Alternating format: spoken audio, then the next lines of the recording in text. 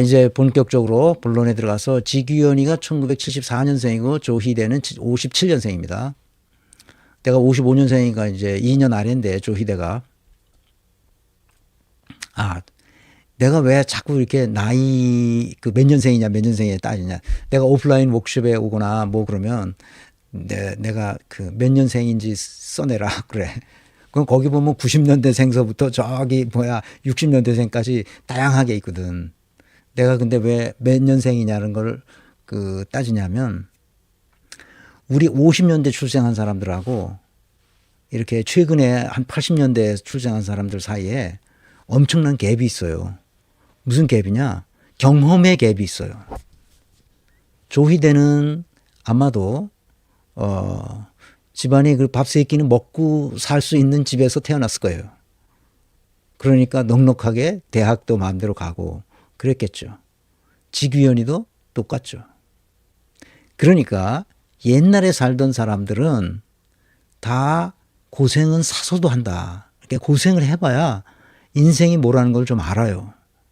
나는 그래서 우리 애들도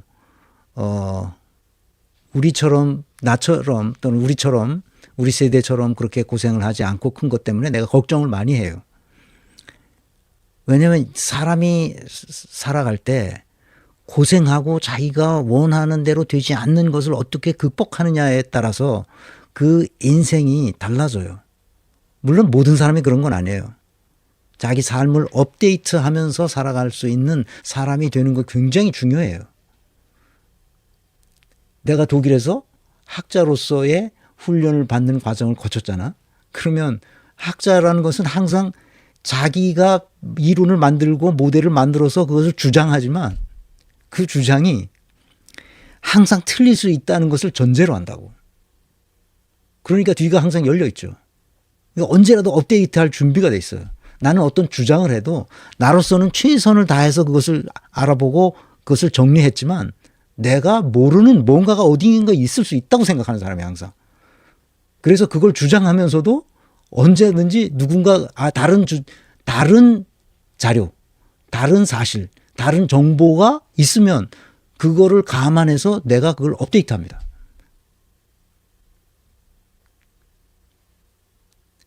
그게 바로 학문적 소양을 가지고 있는 사람들의 특징인 거예요.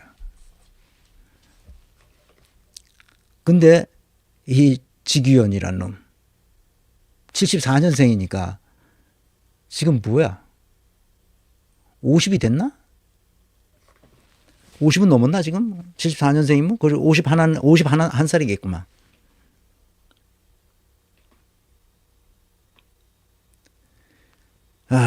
추미애 의원이 라임 검사 접대한 룸사롱과 같은 사장이 운영하는 거래.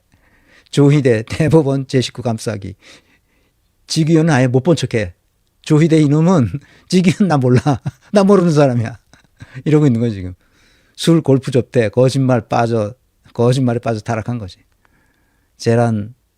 내란 재판 손 떼야 되지. 당연히 그렇게 해야지. 이건 무슨 짓이야 이게. 골프 치는데 판사가 지 돈 내고 치는 거 봤어?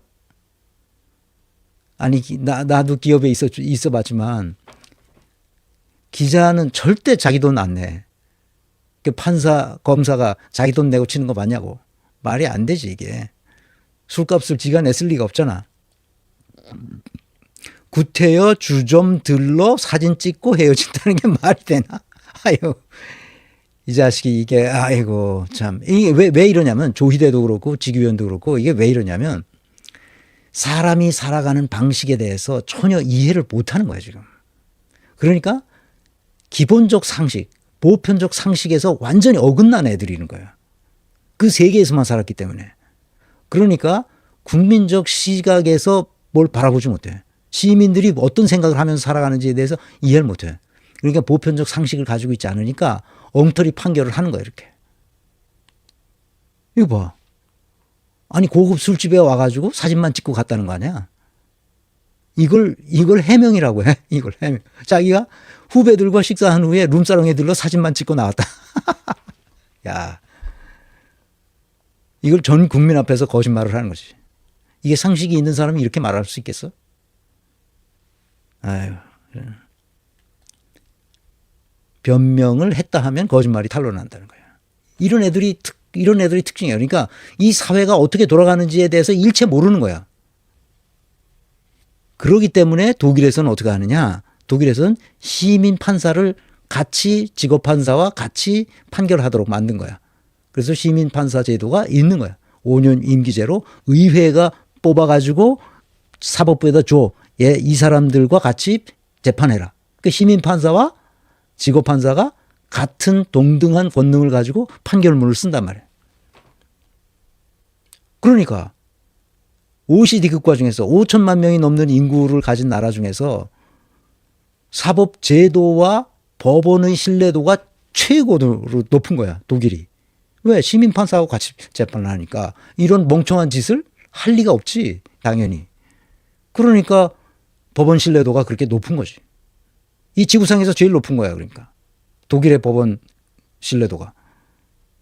뭐 이런 애들이 있으니까 어떤 판사를 만나느냐에 따라 천당과 지옥을 오가는 이 나라가 제정신이냐고, 이게 지금. 그 국회가 이런 걸 딱 잘라서 고쳐줘야 되는 거란 말이야. 그 우원식이 하겠어, 그런 걸? 말도 안 되는 소리지. 말도 안 되는 소리야. 그래, 내 딸이 영국에 살잖아. 영국에 유학 가가지고 거기서 학교 졸업하고 거기서 직장을 잡아서 거기서 결혼하고 거기 완전히 영국 사람이 됐어. 그래서 내가 가끔 물어본다고. 뭐야? 아니, 영국은 헌법도 없고 그냥 관습법이라며. 근데 어떻게 그 법원의 신뢰도가, 국민적 신뢰도가 높으냐? 그 법원에 대해서 군말이 없냐? 영국 사람들은. 내가 물어봐요. 군말이 있겠어, 없겠어? 군말이 없습니다. 헌법도 없어, 그 나라는. 그러니까 헌법 재판소 같은 게 필요 없지. 그리고 대법원도 최근에 살렸어. 그 21세기 와서 대법원이라는 게 생겼어. 원래는 그 상원의원의 법률가로 되어 있는 뭐라 그러더라? 로드 오브 로 하는 몇 명이 있어, 대법원 상원의원에. 걔네들이 와서 그냥 우리로 말하면 대법관처럼 판결을 해. 그래도 뭐 영국 시민들이 아무런 불만이 없어. 그렇게 해도. 법원에 대해서 불만을 한다는 건 영국 사람들에겐 상상을 못해. 항상 올바른 판결을 하니까. 왜 그럴까? 관습법이거든. 관습법이야. 관습법이라는 건 그걸 계속 해서 커먼 로우지. 쫙 내려온 전통에 따라서 판결을 해. 근데 시대가 바뀌잖아. 그럼 이 관습도 바뀔 거 아니야. 그럼 어떻게 판결하느냐? 아주 간단해. 기존의 판결이 쭉 있으니까 그거대로 판결을 하면 되는데, 그런데 지금은 관습이 바뀌었기 때문에 이걸 바꿔야 돼. 이전 판례를 바꿔야 돼. 그래서 판례법이라고도 하잖아.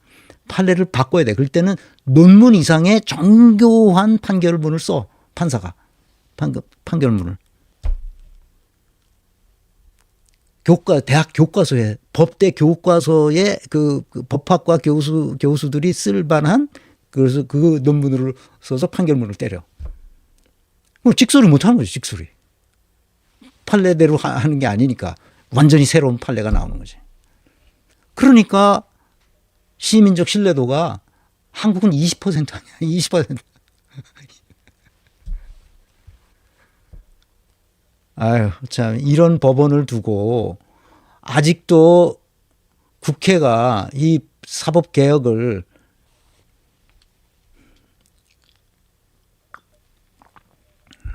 그 대신 독일은 이 최고 법원인 연방법원에는 그 시민 판사가 없어요. 거기는 법률심이기 때문에 시민 판사가 없고 법률가들에 의해서 연방법원에서 판결합니다. 마지막 최종심으로. 오케이. 직위원을 봅시다. 유시민이 쓴 거야. 유시민이 이렇게 썼어요. 유시민 씨, 말을 하세요. 말을. 조희대 이놈이 5월 1일 날 상고심 한다는 게 파기환송을 해놓고 나서 그다음부터는 말이 없어. 벙어리가 됐어, 이놈이. 그러니까 유시민이 하도 열받아가지고 시민언론 민들레에다가 조희대 씨, 말을 하세요. 말을. 얼마나 답답했으면. 나도 답답해. 조희대, 아유, 저런 놈이 대법원장이라고. 그러니까 이거 국회에서 동의를 얻어서 갔을 거 아니야. 아니 이런 놈이 과거에 무슨 재판을 했는지 왜 안 찾아보고 그냥 동의해 줬냐고. 그 정책위 의장인가 한 그놈 이름이 뭐야? 정책위 의장 이름이 뭐지? 네, 또 잊어버렸다. 정책위 의장 엄청나게 그 빨아줬잖아. 조희대를 뭐 흠결이 없는 사람 같다는 등 뭐 어쩌고 하지 않았어? 아유 참. 진성준 그래. 정책위 의장이라는 놈이 진성준이라는 놈이 그렇게 조희대를 칭찬하기를 나중에 알고 봤더니 무슨 40대 성폭행범을 무죄를 주질 않나? 아유, 그러니까 결국은 그 파기환송심을 해놓고서는 그 다음에 어뜨거라 하는 거 아니야. 어뜨거라. 그 말을 못해. 설명을 못해. 설명을 못한다는 말은 뭐야? 구린데가 있다는 거야. 자, 지기현 그 74년생이면 그 50살이 넘었으니까 나도 50대에 그야말로 뼈가 부서져라 일을 했던 사람이에요. 그러니까 한창 일할 때야. 그러니까 술 처먹고 돌아다닐 때가 아니라고 지금.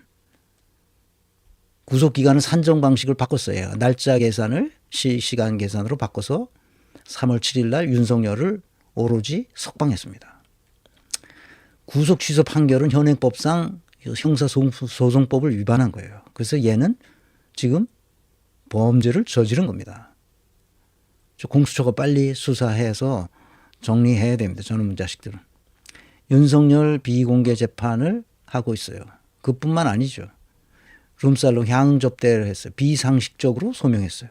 자기는 사진만 찍고 나왔다. 아이고 자식.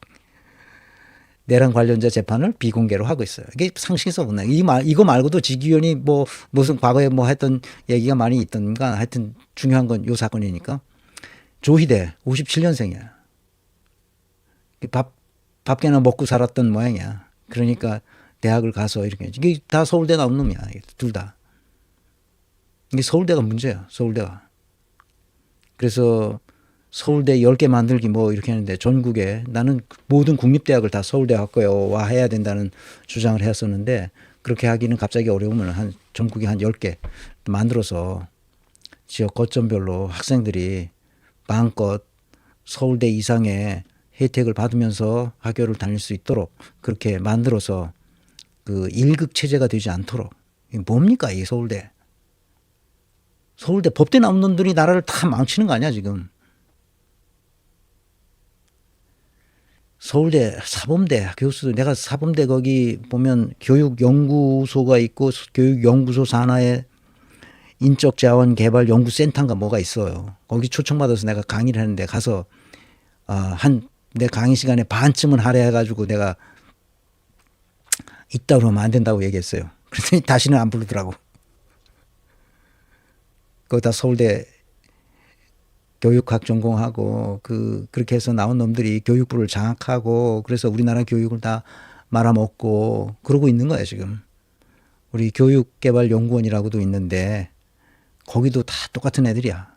그러니까 우리나라 교육이 이렇게 잘못됐다는 걸 몰라. 너무 한심해. 지규현이라는 판사의 존재를 무시하고 있어요. 모른다 그러잖아. 그런 사람이 있는지 자기 모른다. 짝을 치는 고스톱이라는 걸 다 알고 있는데. 아이고 자식. 이재명 공직선거법의 유죄 취지 파기환송한 거 5월 1일 날 이후에 한마디도 못하고 있습니다. 근데 이놈이 무슨 짓을 했냐 조희대가. 이거 봐. 이게 뭐야 이게. 공직선거법 위반 상고심에서 올라온 거를 며칠간 끌었느냐. 113일간을 끌었어요. 아니 그 대법원에 올라가서 101일, 113일을 끌었습니다. 근데 이재명 사건은 뭐야? 37일 만에. 파기환송심 올라가고 37일 만에 했어요. 내가 뭐야 이거. 말을 해야 됩니다. 조희대는 말을 해야 돼요.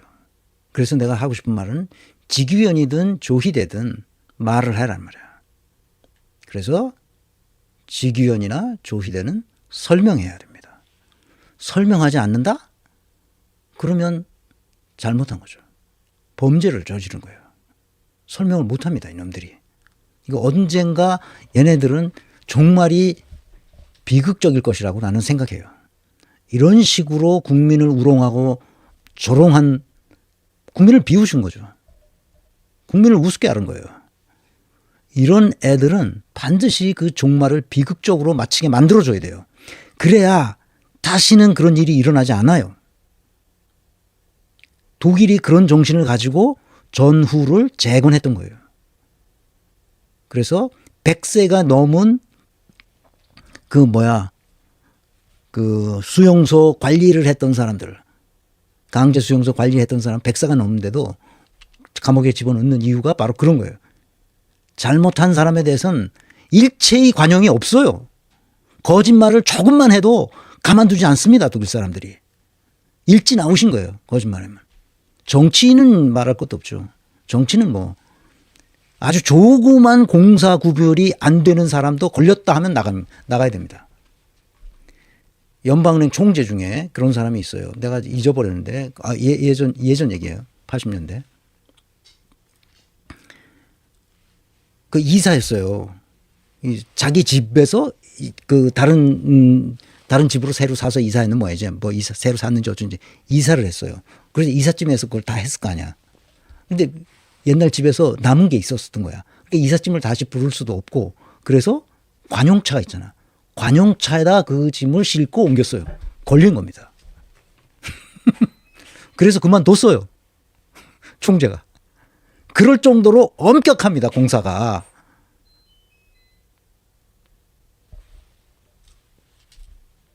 더 이상 얘기 안 하겠습니다.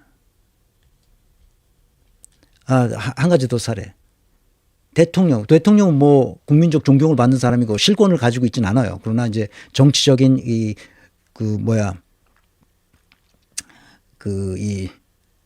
파토가 났을 때, 그러니까 교착 상태가 됐을 때 대통령이 명령에 의해서 그 교착 상태를 풀 수 있도록 다시 재선거를 한다든지 하는 조치를 취할 권한이 있어요. 근데 한 번도 대통령이 그 교착 상태 때문에 뭐 어떻게 한 적이 없어요. 스스로 정치인들이 알아서 합의해 가지고 다시 선거하거나 뭐 그러죠.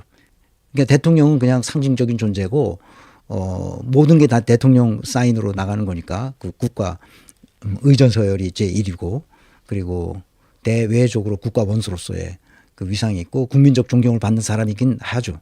그런데 대통령이 그 주지사 시절에, 그러니까 우리로 말하면 도지사죠. 도지사 시절에 그 집을 그것도 집 때문에 그런 거야. 집을 뭐 옮겼는데 뭐 대출을 받는데 대출 금리를 조금 싸게 해줬다는. 근데 시중금리하고 거의 비슷하게 했어. 그런데 그 대출 해주는 그 은행 직원이 미니어처 자동차를 줬어. 그거 한 5만 원 하는 거야. 그거 받았다고 뭐야?